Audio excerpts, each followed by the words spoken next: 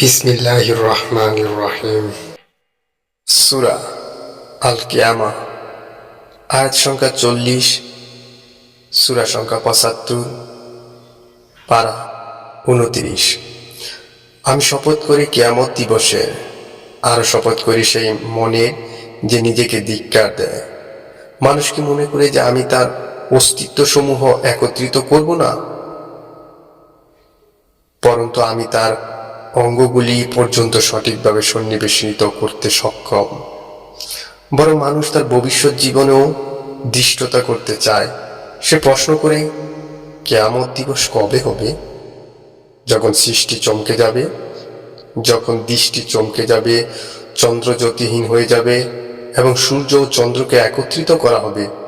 সেদিন মানুষ বলবে, পলায়নের জায়গা কোথায়? না, কোথাও আশ্রয়স্থল নেই। আপনার পালনকর্তার কাছেই সেদিন ঠাঁই হবে।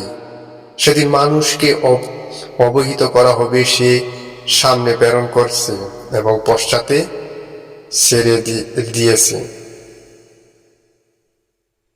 বরং মানুষ নিজেই তার নিজের সম্পর্কের চক্ষুমান, যেদিন সে তার অজুহাত পেশ করতে চাইবে। তাড়াতাড়ি শিখে নেওয়ার জন্য আপনি দ্রুত ওহী আবৃত্তি করবেন না। এর সংরক্ষণ ও পাঠ আমারই দায়িত্ব। অতঃপর আমি যখন তা পাঠ করি তখন আপনি সেই পাঠের অনুসরণ করুন। এরপর বিশদ বর্ণনা আমারই দায়িত্ব।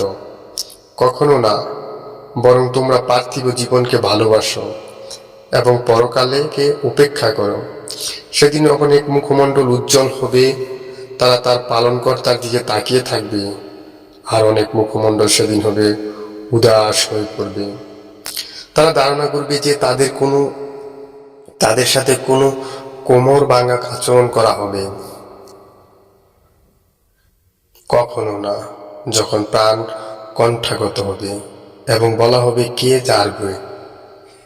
এবং সে মনে করে যে বিদায়ের ক্ষণ এসে গেছে এবং গোছার সাথে জড়িত হয়ে যাবে। সেদিন আপনার পালনকর্তার নিকট সবকিছু নিত হবে। সে বিশ্বাস করেনি এবং নামাজ পড়েনি, পরন্তু মিথ্যা আরোপ করেছে ও পৃষ্ঠ প্রদর্শন করেছে। অতঃপর সে দম্ভ ভরে পরিবার পরিজনের নিকট ফিরে গিয়েছে। তোমার দুর্ভোগের উপর দুর্ভোগ। অতঃপর তোমার দুর্ভোগের উপর দুর্ভোগ। মানুষ কি মনে করে যে তাকে এমনই ছেড়ে দেওয়া হবে?